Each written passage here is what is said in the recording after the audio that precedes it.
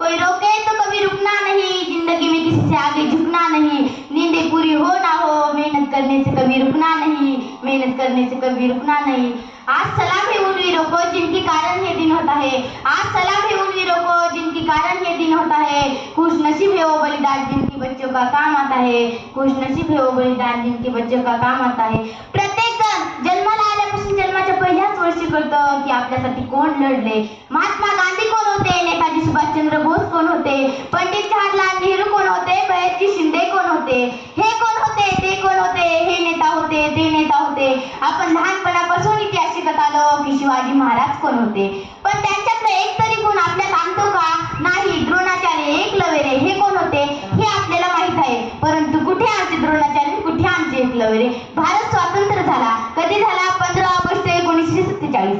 काय झाला माहित नाही। तिरंग्यात 3 रंग असतात, त्यात एक अशोक चक्र असतं, त्या अशोक चक्रात किती आरे असतात हे सगळ्यांना माहित आहे, परंतु त्या 3 रंगांचं महत्त्व काय, त्या अशोक चक्राचं महत्त्व काय हे पूर्ण जगाला सांगतं की भारताची शान म्हणजे तिरंगा आणि त्या शानचं महत्त्व काय हे मात्र आम्हाला माहित नाही, कारण आम्ही कधी त्याचा अभ्यासच करत नाही।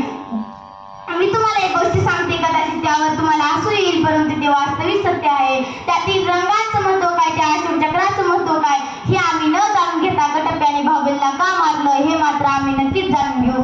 शाळेमध्ये शिकवलं जातं जात धर्म पंथ हे सगळे एक आहे, मग आम्हाला प्रश्न पडतो की शाळेच्या पहिल्याच दिवशी जातीचा दाखला का मागितला जातो? ना धर्माच्या नावावर जगा, ना धर्माच्या नावावर मरा, ना धर्माच्या नावावर जगा, ना धर्माच्या नावावर मरा। माणुसकी धर्म आहे या देशाची, फक्त देशासाठीच जगा, फक्त देशासाठीच जगा। खरं तर आपल्याला प्रश्न पडायला हवा की स्वातंत्र्य आपल्याला सहजासहजी मिळालंय का? खरं तर आपल्या मनाला प्रश्न विचारून बघा की स्वातंत्र्य आपल्याला सहजासहजी मिळालंय का? तर नाही, हे स्वातंत्र्य आपल्याला इतकं सहजासहजी मिळालं नाही। इंग्रजांना स्वातंत्र्य मागितलं आणि इंग्रजांनी लगेच देऊन टाकलं, ती सोपी गोष्ट नव्हती, तर अनेकांनी आपले त्याग तप आणि बलिदान या देशासाठी दिलं, म्हणून कुठेतरी आपल्याला स्वातंत्र्य मिळालं। मग त्यामध्ये पंडित नेहरू असतील, महात्मा गांधी असतील, लोकमान्य टिळक असतील, सुभाषचंद्र बोस असतील, चंद्रशेखर आझाद असतील, अशा अनेकांनी तुरुंगवास भोगले, अनेकांनी आपल्या प्राणांची आहुती दिली, म्हणून कुठेतरी आपल्याला स्वातंत्र्य मिळालं। आपण अनेक उत्सव सण साजरे करू शकतो, अनेक कार्यक्रम घेऊ शकतो, ते फक्त आपल्याला स्वातंत्र्य मिळालं म्हणून आपण अशा अनेक गोष्टी करू शकतो।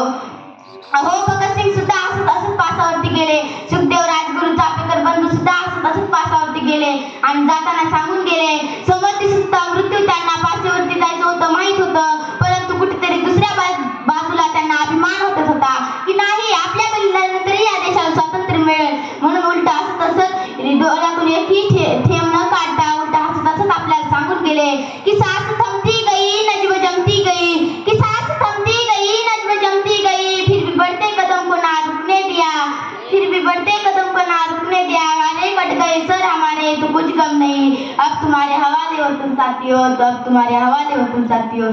तर ह्या देशाच्या वीरांनो, या देशाच्या तरुणांनो, हा देश ही मातृभूमी आता तुमच्या हातात आहे, त्याला तुम्हाला फुलविण्याची गरज आहे, त्याला तुम्हाला स्वातंत्र्य टिकविण्याची गरज आहे, हे भगतसिंग आपल्याला जाता जाता सांगून गेले। खरं तर 150 वर्षे इंग्रजी सत्तेने भारत मातेला छळले, 150 वर्षे इंग्रजी सत्तेने भारत मातेला छळले, घालवण्या इतकी जुलमी, रक्ताचे पाठ वाहिले, आनंदाने नदड्या छातीने, आनंदाने नदड्या छातीने, कंटाकर घोळ्या कोणी जळल्या, वंदे मातरम निकला म्हणत भारत मातेसाठी फाशी त्यांनी घेतल्या, भारत मातेसाठी फाशी त्यांनी घेतल्या।